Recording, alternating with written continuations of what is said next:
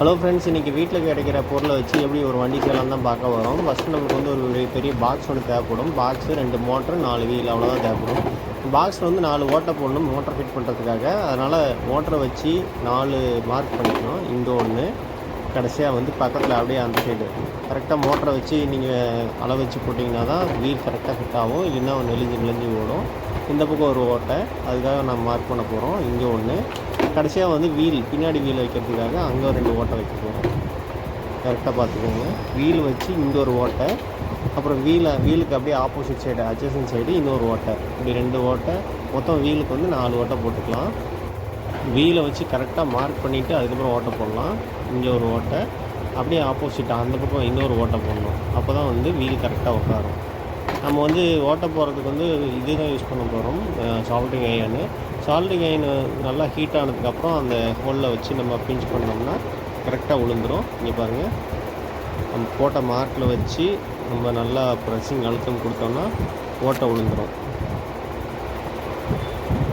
ஓட்டை விழுந்துருச்சு. இப்போ இதேமாரி 3 ஓட்டை போட்டுக்கலாம், இன்னும் 3 ஓட்டை. இப்போ இதில் வந்து வீலை சொருவிடலாம். ஒரு சைடு வீலை சொருவிடுறோம், இன்னொரு சைடு வந்து 2 மோட்டரை ஃபிக்ஸ் பண்ண போகிறோம். இந்த வீலை வந்து கரெக்டாக ஃபிக்ஸ் பண்ணிக்கலாம் ஃபஸ்ட்டு.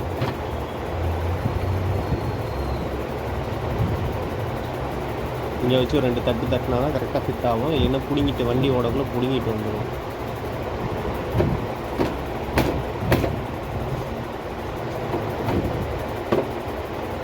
இப்போ 2 சைடும் மோட்டர் ஃபிக்ஸ் பண்ணுறதுக்காக நம்ம மோட்டர் ஓடுறதுக்கு ஒரு பேட்டரி தேவைப்படுது. பேட்டரி வந்து 9 வோல்ட் பேட்டரி எடுத்திருக்கோம். இந்த பேட்டரியோட கனெக்டரும் வாங்கிட்டு வந்தாச்சு. கனெக்டர் கரெக்டாக வச்சு நம்ம ப்ரெஸ்ஸிங் லைட்டாக அழுத்தம் கொடுத்தோம்னா அந்த பேட்டரி வந்து ஃபிட் ஆகிடும். அது ஒரு ஓரமாக வச்சிடலாம். நெக்ஸ்ட்டு மோட்டர் ஃபிட் பண்ணுறதுக்கு வந்து நம்ம கருப்பு க்ளூ, இது வந்து இந்த க்ளூ வந்து ஒரு ரப்பர் மாதிரி இருக்கும், நல்லா பிடிச்சிக்கும். ஆனால் அது காயறதுக்கு ஒரு 2-3 மணி நேரம் விடணும்.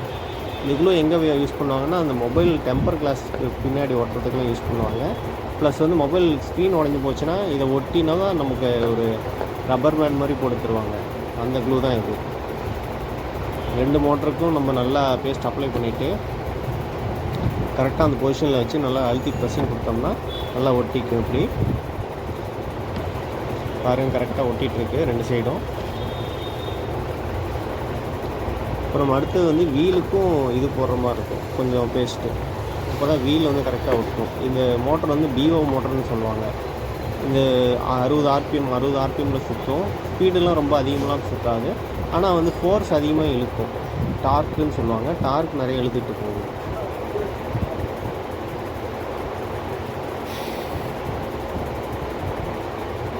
வீலுக்கு கொஞ்சம் கம் அப்ளை பண்ணிக்கலாம். 2 வீலுக்குமே அப்ளை பண்ணணும்.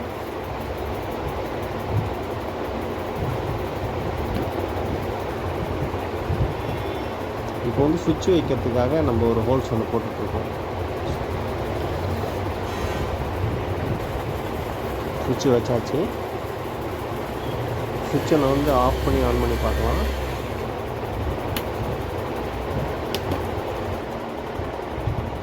பார்த்தாச்சு. இப்போ வந்து ஒயர் கனெக்ஷன் வீலுக்கு மட்டும் இந்த சுவிட்சுக்கு வந்து ஒயர் கனெக்ஷன் கொடுத்துடலாம். கொடுத்ததுக்கப்புறமே ஓட ஆரம்பிக்கும். கொடுத்துட்ருக்கும் போதே அந்த ஒயர் வந்து லைட்டாக டச் ஆணுச்சு. அப்போ வந்து வண்டி மூவ் ஆக ஆரம்பிச்சது.